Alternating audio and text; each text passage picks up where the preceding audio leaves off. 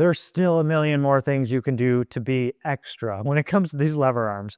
And at some point, I think it's kind of a diminishing return on investment. But if you have a small footprint and you're just looking to maximize the crap out of that, lever arms and lever arm attachments, plus maybe like some sort of small profile cable system is going to be the way to go.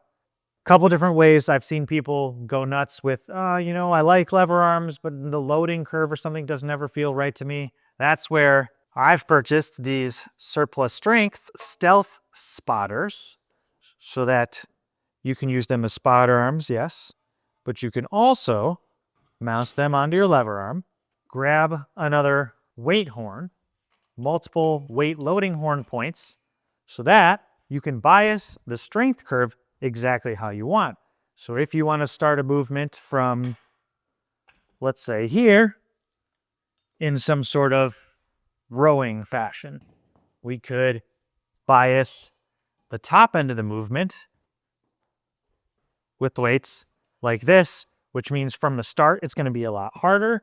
So if I'm doing a row, this is going to be a lot harder from the start right here. Or I can make it even by loading weight horns evenly across. So now the entire weight curve, strength curve of this should be a little more even.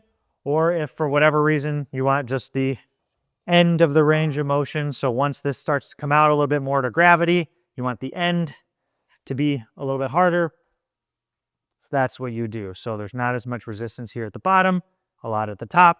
The other ways you can get a little creative are things like band pegs, which are always typically included in your rack and can be very helpful. You can put band pegs on different areas, depending on how again you want to modulate, bias the strength curve.